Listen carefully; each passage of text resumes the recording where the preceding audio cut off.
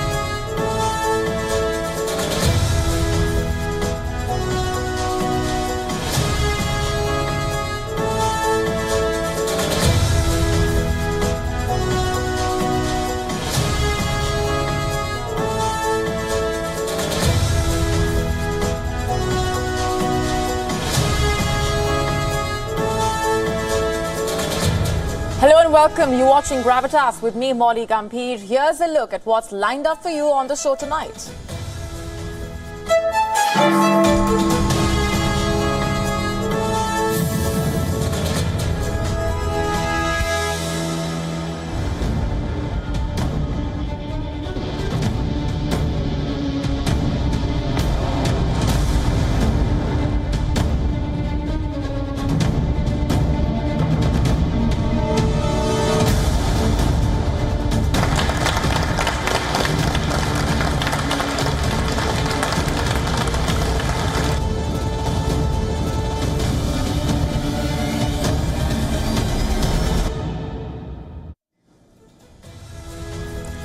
Our cover story tonight is about a massive railway project. And I cannot stress enough on the many ways in which it is going to be a game changer, especially when it comes to trade and connectivity. Let me tell you one of the reasons why this is a project that will have far-reaching implications. It is a grand plan to bring West Asia closer to India. And tonight on Gravitas, we tell you all about this railway project. We decode the implications, what are the details, who all are involved, and what is the bigger picture. We tell you how India is countering China's influence in West Asia.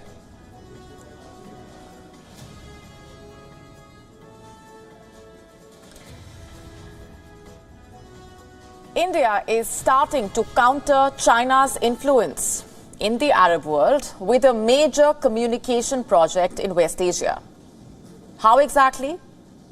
Well, by bringing West Asia closer to India, literally.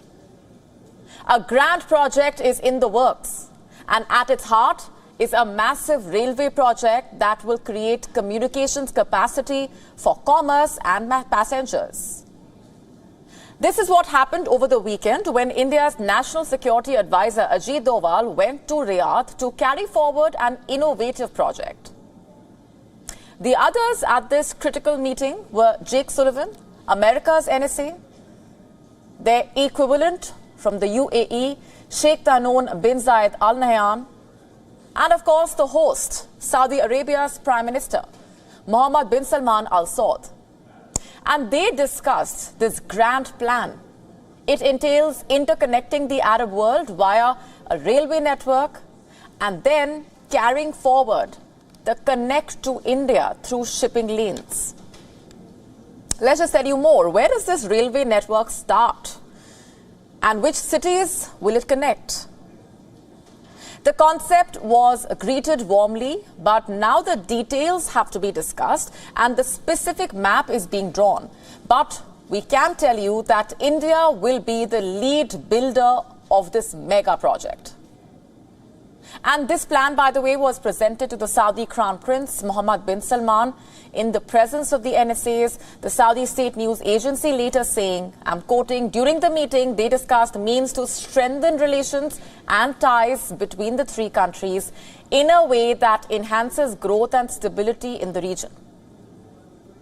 This is a foreign policy win for India at a time when one is much needed.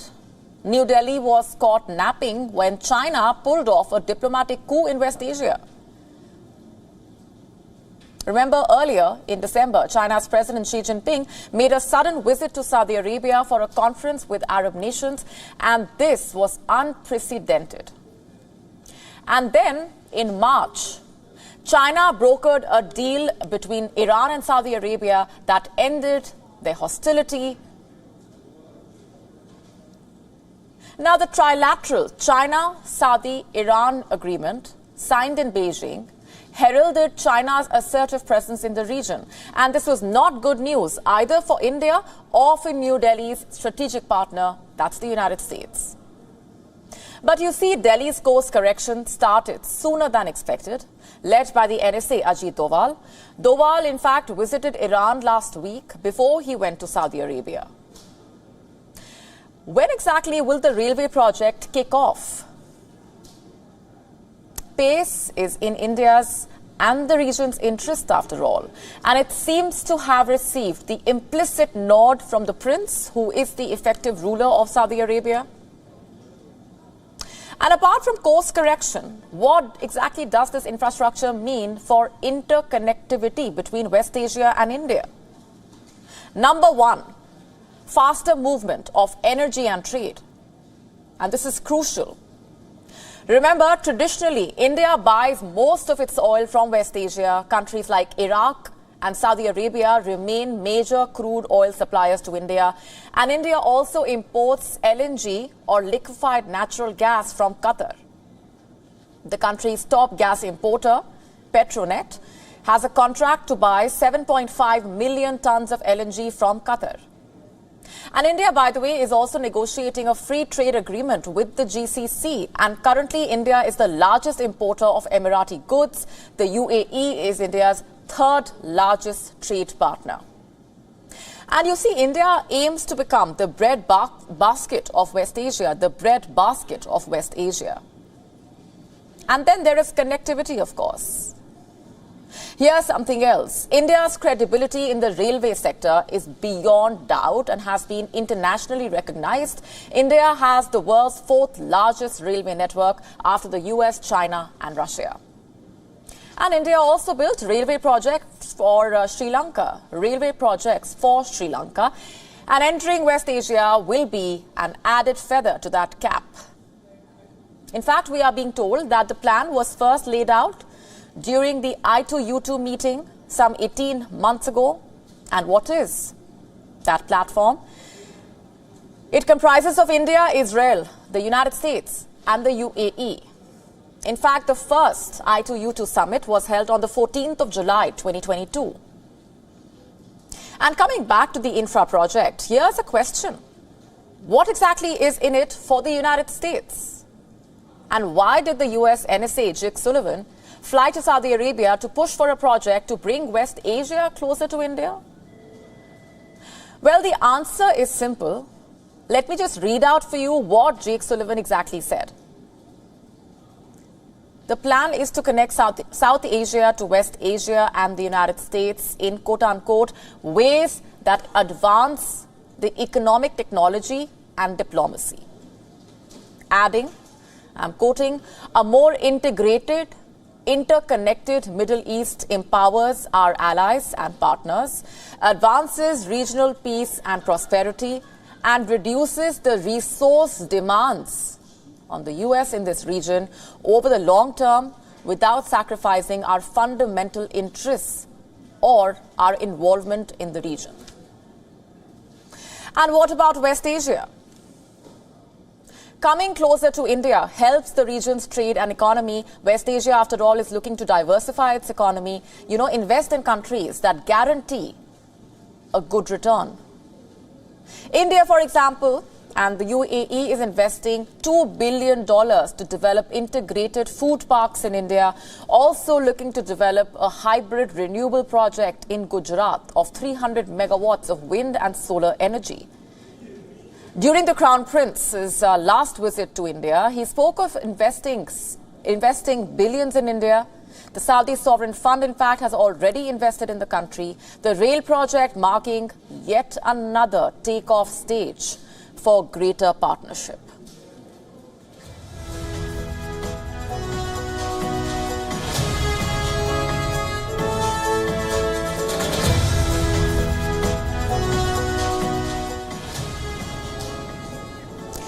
The Tibetan Youth Congress has launched a month-long Tibet Matters March. On the 29th of April, 80 volunteers from India and Nepal started walking from Sikkim's capital Gangtok, and they will continue to march till May 23rd and reach Assam's Tezpur city. And what is this about? Who is leading it? And what does the Tibetan Youth Congress want really? Let me just break it down for you. As I said, the march ends on the 23rd of May. Does that date ring any bells for you? On this day in 1951, Tibetan delegates were forced to sign the 17-point agreement with China. The Tibet Matters March marking 72 years of this agreement. And what was this agreement about? And how did it affect the people of Tibet?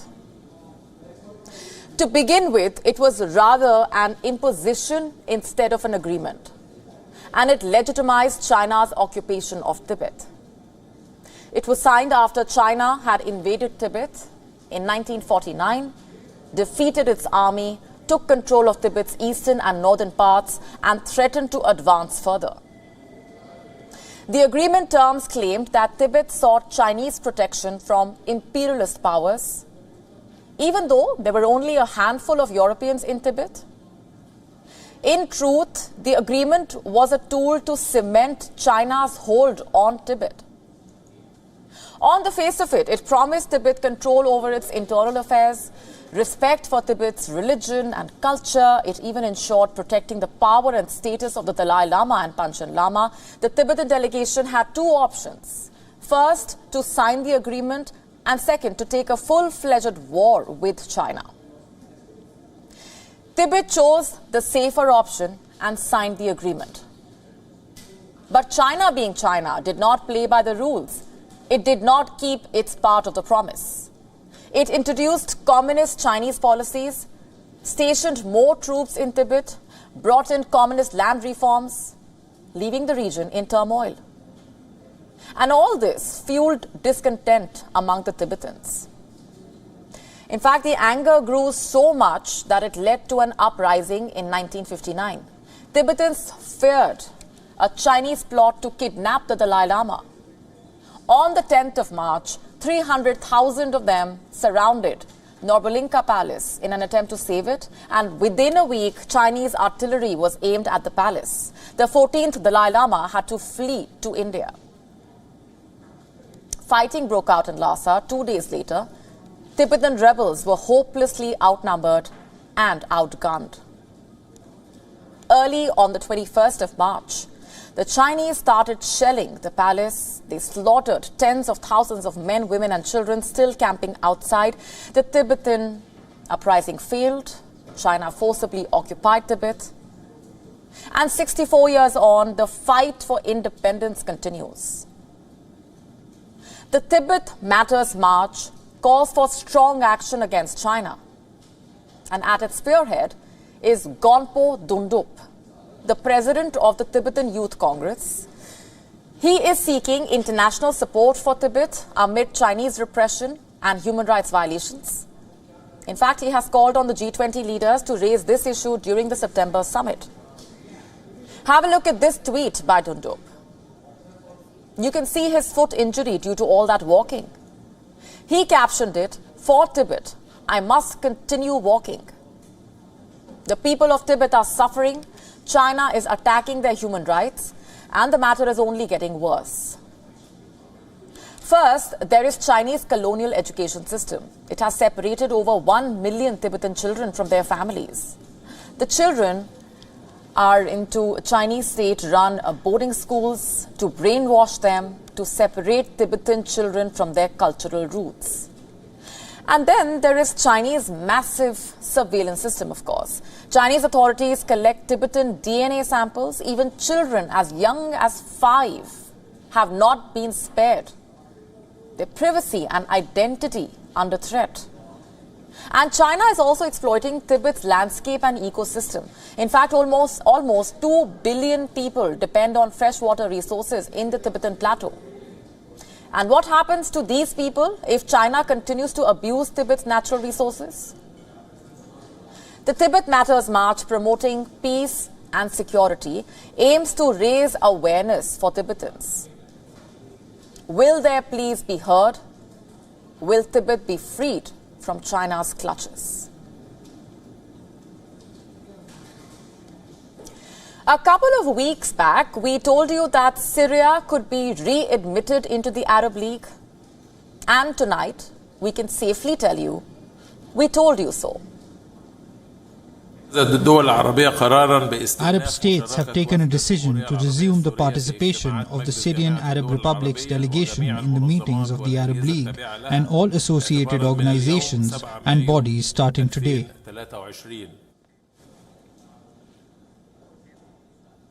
Foreign ministers of the Arab League countries met at Cairo on Sunday. They decided to restore Syria's membership.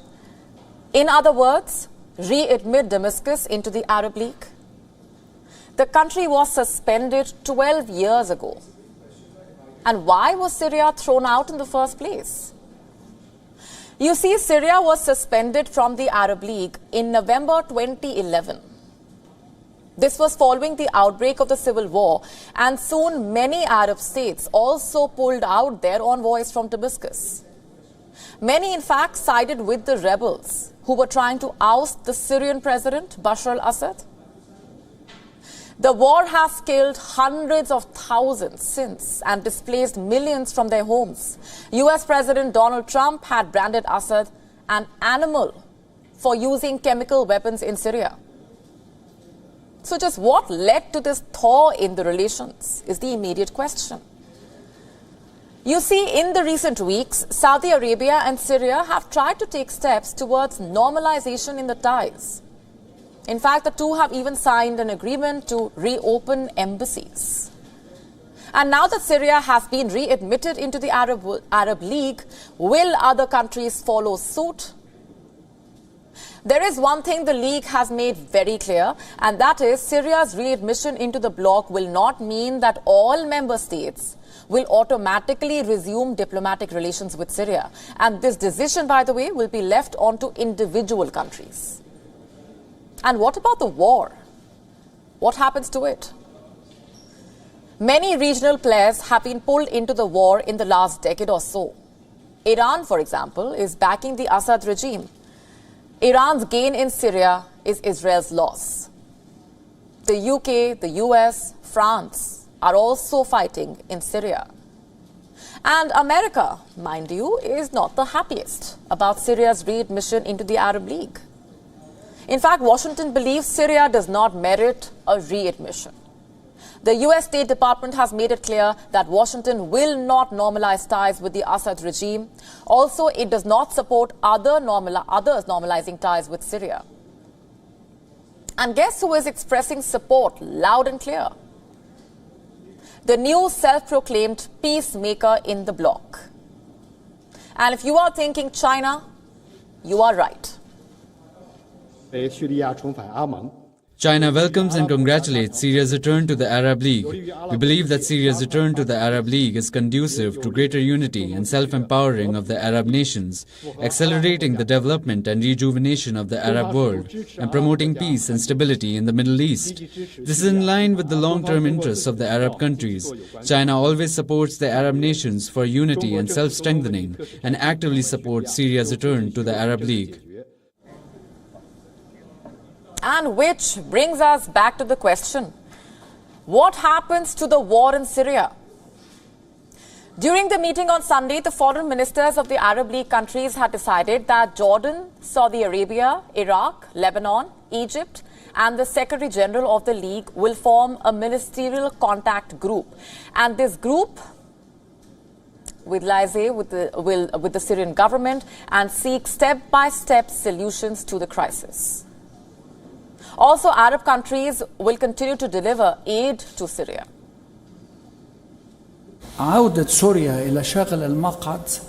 The return of Syria is the beginning of a movement, not an end. The direction of the resolution to the crisis in Syria will take time for procedures to be implemented, and it will be gradual. The task of this committee is to follow up on those procedures.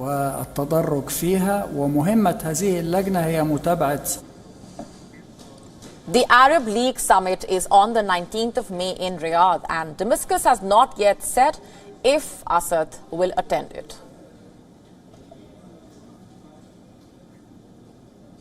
China's much debated Belt and Road Initiative is once again in the news, and this time for its extension to Afghanistan. You heard that right. Afghanistan. In fact, the Chinese foreign minister met with his Pakistani and Afghanistani counterparts. They pledged to work together on Afghanistan's reconstruction process, and this includes taking China-Pakistan economic corridor to the Taliban-ruled state. The same nation which does not have enough money to feed its own people. So what trade is China expecting from Afghanistan really, and what is in it for Beijing? This has once again raised questions about China's ambitious project. And for those unversed, Xi Jinping launched the Belt and Road Initiative in the year 2013. A decade has passed by, and the project is still in the making. China boasts of it as 21st century's Silk Road. Originally, it was devised to link East Asia and Europe through physical infrastructure. But over the years, the project has expanded to more than 140 countries. And these nations account for 2/3 of the world's population and 40% of the global GDP. And now, cash-strapped Afghanistan is also a part of the project. The project comprises a belt of overland corridors and a maritime road of shipping lanes, hence the name. I told you the project is ambitious, and one can only guess how much money has been spent. Analysts put the figure at $1 trillion, and experts predict BRI's lifetime cost to reach $8 trillion. But take that with a pinch of salt. Chinese firms are carrying out construction across the world, in fact, on an unparalleled scale. The largest of all projects is the China-Pakistan Railway, with an estimated spending of around $58 billion. It connects Kashgar in China's Xinjiang Uyghur Autonomous Region to Pakistan's port of Gwadar. In fact, it is the most expensive BRI project so far.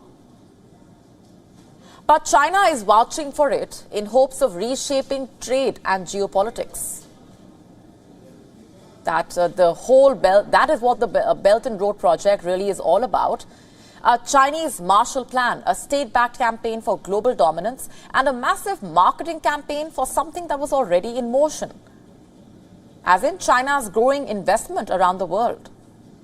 It is partnering with rich and poor countries alike. Countries like Pakistan, Sri Lanka, Malaysia, and now Afghanistan. And these countries are at serious risk of failing to repay their loans. Djibouti, Kyrgyzstan, Laos, the Maldives, Mongolia, Pakistan, Tajikistan are among the poorest in their respective regions. In fact, they they owe more than half of all their foreign debt to China. Afghanistan may also meet a similar fate, and it makes it difficult to not speculate. Is China using debt trap diplomacy to extract strategic concessions? Consider this. In 2011, China wrote off an undisclosed debt owed by Tajikistan. And what exactly did it demand in return? Over 1,100 square kilometers of disputed territory. That's right. Land in exchange of debt relief. The project is a sort of economic imperialism. It is giving China too much leverage over other countries. And who knows if this expanded commercial presence one day turns into military presence. It has already established an overseas military base in Djibouti. Almost all the ports and other transport infrastructure can serve dual purposes. If it can carry goods, it can also carry troops. And what does Afghanistan have to offer in terms of trade anyway? And another interesting statement came out of the trilateral meeting in Islamabad. The foreign ministers agreed to combat terrorism. Do remember, this is Pakistan, Afghanistan and China we are talking about. These countries are most notorious for supporting terrorism themselves. And what are they up to now?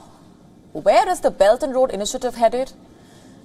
In the last 10 years, it has not quite served any purpose. But will this ambitious plan ever yield its promised results? Or will it simply give China political and military leverage over the others?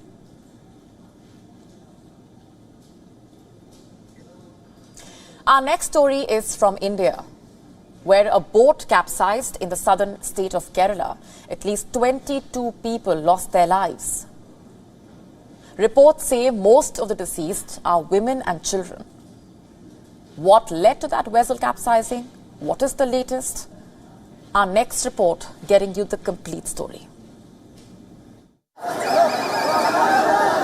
A capsized boat. Rescuers bringing survivors to the shore and the deceased being carried on stretchers. 22 people lost their lives in the southern Indian state of Kerala after a boat with a capacity to carry 20 passengers loaded up nearly 40 people for a ride. This was the first indication of something going wrong. But operators did not pay heed and encouraged passengers to board. Reports say some onlookers also warned of the vessel tilting to one side. A vessel can capsize due to several reasons. A sharp turn could flip a boat. Maybe a strong wave could overturn a vessel, or maybe heavy winds can cause a boat to capsize. But this incident is also about a clear violation of rules. An incident where a boat was packed with too many people. Rescue operations are still underway. Prime Minister Modi has announced an ex gratia of over $2,400 for the next of kin of each deceased. The state government will also provide an over $12,000 fund to the families of each deceased. What made things worse was the condition of the boat. Reports say the vessel had no emergency machinery or infrastructure. There were no safety ropes or lights. The situation reached a point where local fishermen had to step in. The fishermen had to rescue people with ropes. The vessel did not have an emergency exit door, and a significant part of the boat was made with glass. Reports say that people could not escape due to broken glass. Many had to squeeze through the only two doors of the vessel. Kerala's chief minister has declared Monday as a day of mourning. All government events have been postponed as a mark of respect to the victims. Leaders from across the political spectrum have expressed their condolences. Will the vessel owners be more careful from now on? Will officials carry mandatory checks for emergency equipment in vessels? Will lessons be learned? Bureau Report, WION, World is One.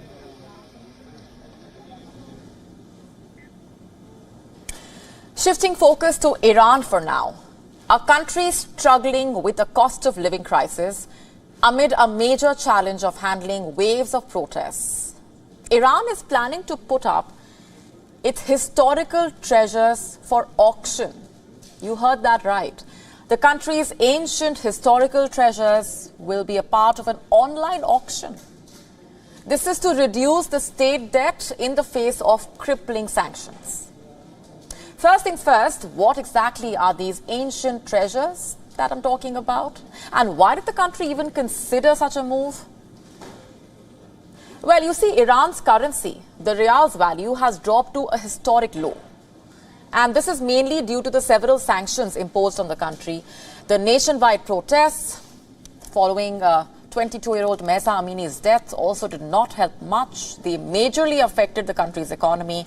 What seems like the worst period in history for Iran has pushed the country to sell its historical treasures like ancient castles and heritage buildings.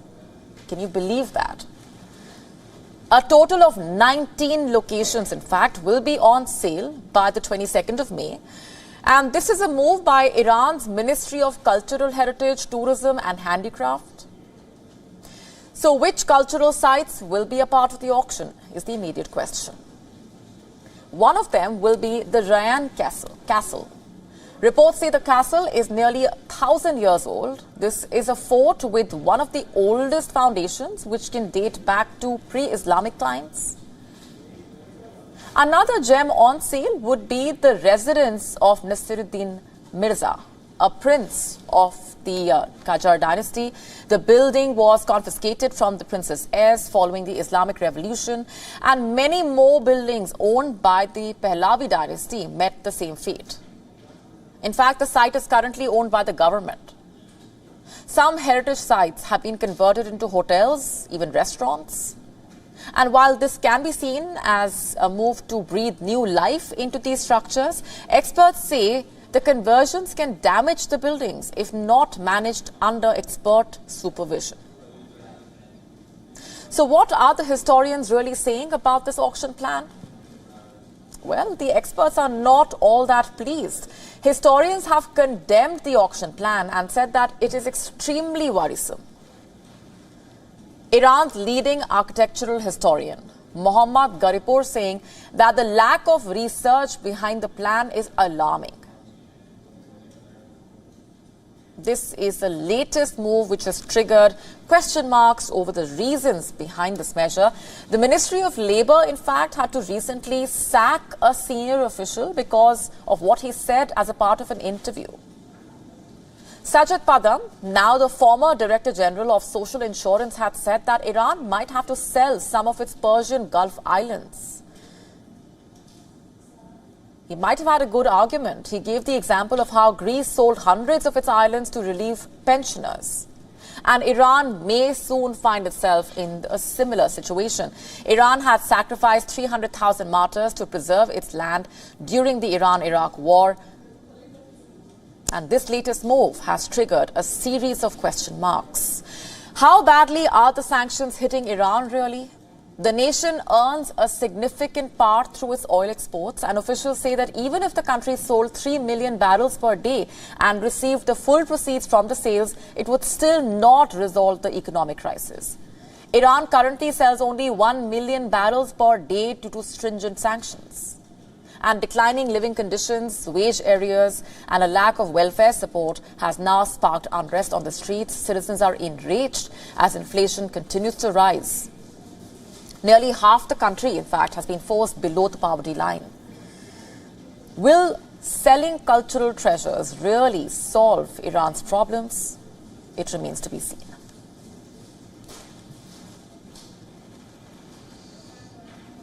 Meanwhile, the state of Bangladesh's economy, the depleting forex reserves, its growth story hitting a roadblock. There is mounting economic trouble. In fact, for months, we've been telling you how Pakistan's economic crisis has led to misery for the people of the country. We have been telling you about the levels of despair and desperation on the ground, how people have been getting crushed in stampedes while trying to get basic food aid. We've also been decoding Sri Lanka's economic crisis for you, telling you just how bad things have got in the country and how things reached that point. Are we now going to see a repeat of what's been happening in these two countries? Is another country heading in the same direction, or are things under control? Take a look at what's happening in Bangladesh. The International Monetary Fund has flagged risks to the country's economy. This is what it has said. Persistent inflationary pressures, elevated volatility of global financial conditions, and slowdown in major advanced trading partners continue to weigh on growth, foreign currency reserves, and the currency. Now, this comes after an International Monetary Fund staff team conducted a staff visit to Dhaka in order to discuss the recent macroeconomic developments, also the implementation of the fund-supported program. Reserves, by the way, are expected to drop to $29.86 billion. That is the lowest in 7 years, after import bill payments for 2 months next week.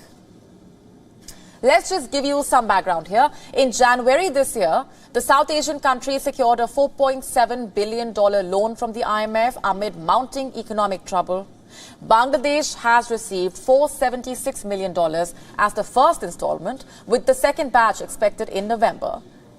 And while Bangladesh recorded a decline in forex reserves, neighboring India saw its import cover bloat to a 10-month high. Now, this clearly shows that India stands tall even as neighboring countries seem to be faltering, Sri Lanka and Pakistan being prime examples of that. And now concerns are growing over Bangladesh's state of economy as well. It seems to be in trouble. Once touted as a strong emerging economy, Bangladesh has been struggling since the pandemic hit the global economy, and whether or not things will go further south remains to be seen. But the fact is, the depleting forex reserves, falling remittances have been a cause of growing concern. The lack of diversification as far as the manufacturing sector is concerned is also an issue. While short-term measures have been undertaken to improve the economic growth, there is a need to reassess, also assess, to rethink the strategy, and a need for multi-pronged reform programs.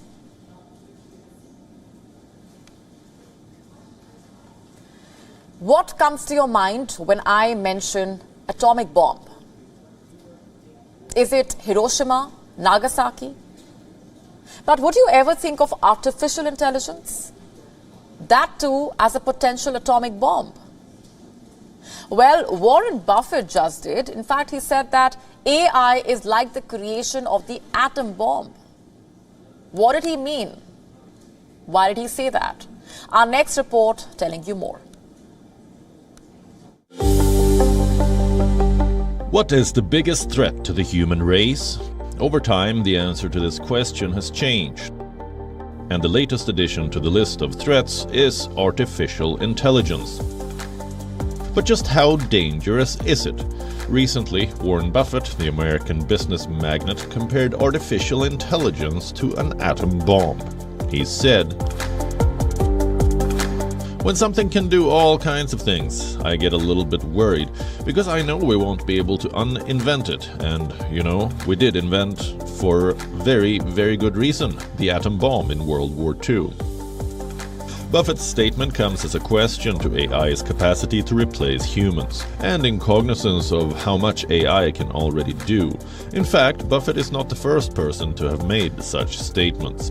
The godfather of AI, Geoffrey Hinton, claimed that he left the field of technology to be able to openly talk about the dangers of AI. Regretting his entire life's work, Hinton said that AI's threat to the world could be more urgent than climate change and needs immediate attention. Commenting on similar lines, Stuart Russell, the author of Artificial Intelligence, A Modern Approach, compared AI to Chernobyl disaster, the very disaster that is called the world's worst ever civil nuclear incident.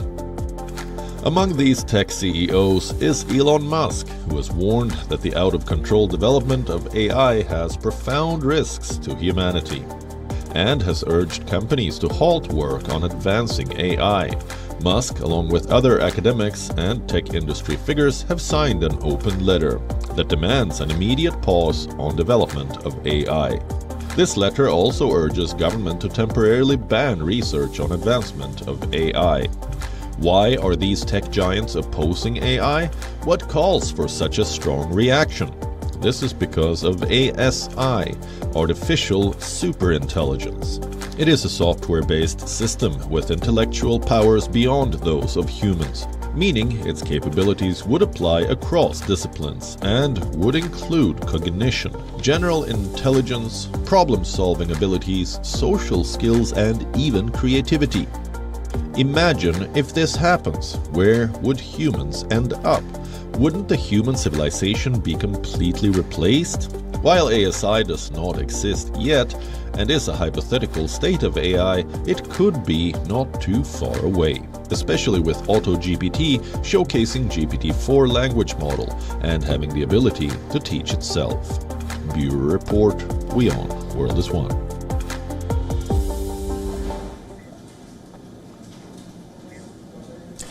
Today is a Monday, and unlike most Mondays that bring along Monday blues, this one is about Monday bliss. It's about motivation, progress, also hope. The Defence Ministry of India has approved the posting of women officers of Territorial Army along the line of control, or the LOC. Which means, by the way, that women officers who are a part of the Engineer Regiment of the Territorial Army can now be stationed at the military line of command of India. The Territorial Army, commonly known as the TA Army, is an army based on citizen soldier army concept, which means the officers in this army undergo annual military training while staying employed in civilian life. They carry out a periodic attachment with the Territorial Army, where they assist the Indian Army by providing support services. And this approval brings with itself a fresh perspective, and also a progressive one. You see, with this approval, New Delhi aims to enhance the scope of employment of women officers in the Indian Army. The Territorial Army started commissioning women officers in the year 2019, and as a result of which, women officers were able to serve in ecological task force units, TA oil sectors and TA railway engineer regiment. But they were away from the LOC, unlike their male counterparts. And with this crucial move, women officers will now be posted at the LOC. They will serve and train under the same circumstances as their male counterparts. They will have a wider range of units to opt for, also more positions to fill and serve. And this forward-thinking policy measure will not only fulfill the professional aspirations of the women officers to be able to be in the war field, but it also expands the range of employment opportunities for them. After an amendment to the existing cadre management provisions, the Ministry of Defence not only declared that women officers will now serve at the LOC, but they also added that women officers from now onwards can serve as staff officers at the Territorial Army Group Headquarters and the Directorate General of Territorial Army at New Delhi. Earlier, both these provisions were exclusively for male officers, and women officers had a limited service scope. And this is not the first time that India has undertaken steps to promote gender equality in the armed forces, of course. The Indian Army has granted permanent commission to women, and this has put women officers at par with their male counterparts. And women are now being assigned command roles, and they are joining artillery regiments, none of which was a norm in the past. In fact, the Indian Army plans to implement a joint selection board for male and female officers in 2024-25. And this is crucial for two reasons primarily. Number one, this committee will be gender neutral. Number two, both male and female officers will be given equal consideration for promotion. And with multiple actions at multiple levels, India is taking huge steps towards an inclusive army, an army where women have been getting these roles, and we will continue to tell you more about this. And with that, we're leaving you with a little dose of #Monday motivation. Let's now tell you what else made news around the world. Time for Gravitas Global Headlines. Russia claims to have destroyed 22 Ukrainian drones overnight over the Black Sea in the latest. The Russian Defense Ministry has also said that its forces have gained more ground in Bakhmut. Brussels has proposed an 11th round of sanctions over Russia's war on Ukraine, aimed at cutting down on evasion. The proposal will focus on the implementation of sanctions, their effectiveness by EU measures. 5 years after the US withdrew from the Iran nuclear deal, the Iranian government says the deal can be revived if Western governments, especially the US, stop repeated delays. Ceasefire talks in Saudi Arabia between Sudan's warring generals have yielded no major progress so far, says Saudi diplomat, dampening hopes for a quick end to the fighting. At least 7 people were killed in South Texas and several others injured when a car plowed through a group waiting at a bus stop outside a migrant aid center.